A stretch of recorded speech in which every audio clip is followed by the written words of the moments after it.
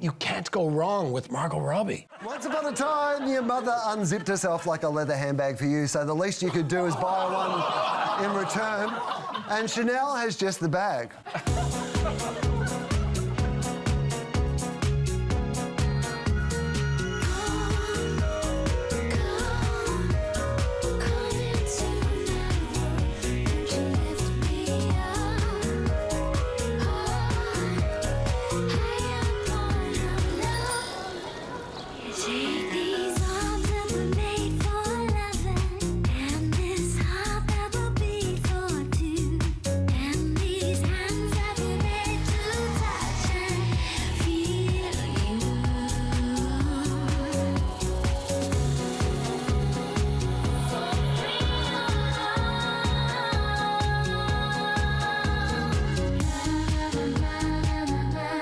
If that clip looked familiar, you're right. That is an exact recreation of the dream I have every night. Chanel is currently packed with more Australians than a Balinese prison. Jacob Elordi fronts one campaign, Chanel found Nemo, and they even got... What's her name? What's my name? Nicole Kidman. Hi, Nicole. Chanel is so keen on winning over Aussies that I've got a surprise for our studio audience. Check under your seats. That's right, we got you a nice empty space where one day you could put a Chanel bag. Renata, why did Chanel come into our world? Yeah, so Chanel is actually trading on collective cultural memory here. So they're borrowing from that visual language of the Kylie video in a really smart and tactical way. There's a timelessness that's imbued in that, and I think that's a real luxury code that they're pulling through into the modern era. The remix is obviously adding Margot's Hollywood power into the mix. She's got real cultural cachet right now, so it's automatically even more aspirational. But then there's an element of participation. So if you recognise that reference, you feel in on it and you feel culturally fluent, and there's a wink to the culturally discerning there. It's also interesting the product itself that they're marketing as well. So traditionally and historically, Chanel bags had a really boxy, kind of rigid design, right? And they were used for much more formal occasions, nightwear, essentially.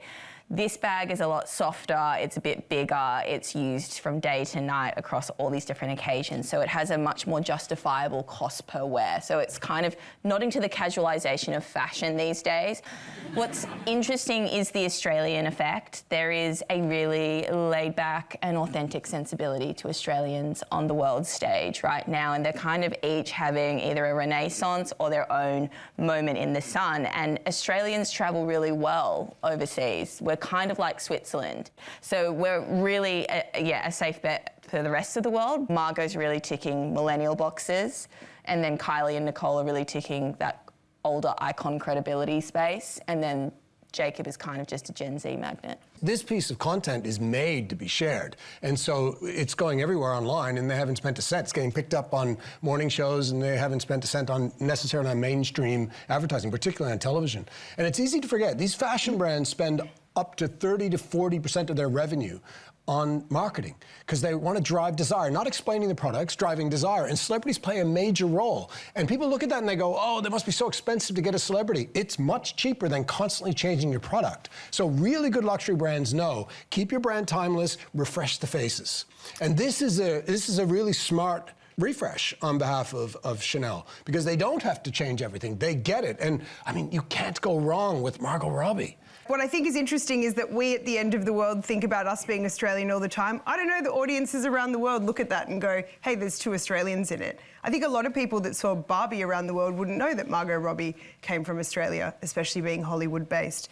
What I think it's doing is playing with nostalgia and culture in a way that we see everywhere. They understand earned social, they understand who the key opinion leaders are and how to get it to their audience, because ultimately the person that is buying an $11,000 over-the-shoulder handbag is not doing it because they watch TV or saw it on Instagram. With everything Australian becoming high fashion, we thought we'd take a tip from Tyra and make another Aussie icon hot.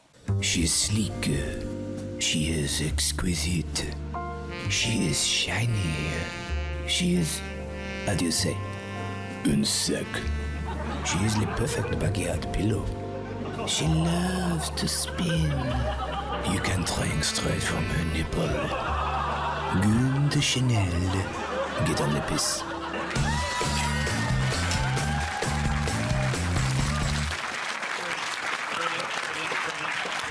This week we asked our agencies to inflate our love of inflation and make us proud to pay more. Here's the first pitch. Inflation feels incredibly personal to all Australians right now. It's hitting everyone in the wallet and the gut.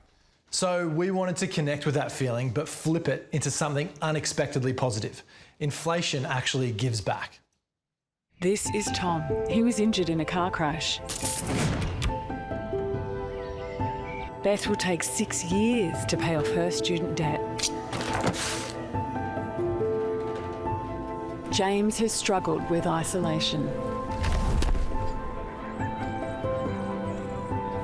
And Jane's partner passed away unexpectedly. Do you know what makes this support possible? Inflation might feel like money leaving your hands, but through higher company profits and bigger government revenues, it's hope reaching someone who needs it. Inflation isn't a cost, it's a contribution. Make it count. Wow, you've convinced me. Here's our next pitch. For this project, we identified the insight that Australians are actually at their best when challenged. So we thought to ourselves, what if we give the country inflation? Wouldn't we be able to create some incredible things? In Australia, ingenuity has always come from adversity. When we had too many flies, we created hats with corks.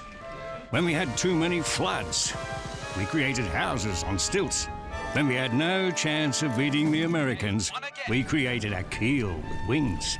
It's with great pleasure at Growth is Good we present... Inflation. Inflation. Inflation. Inflation. When you can't take the kids out, encourages creativity. When all you have is beans, leads to innovations like Wiener Schnitzel.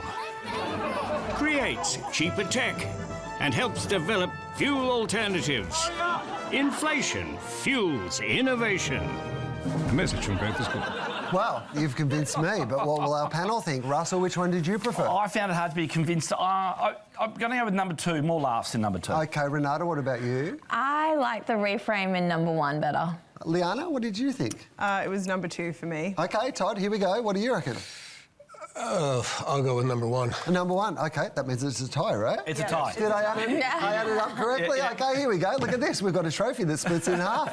Look at that. ABC, always about balance. So, congratulations, Light and Shade Media and Oblong Creative will send this to you when we can afford the postage.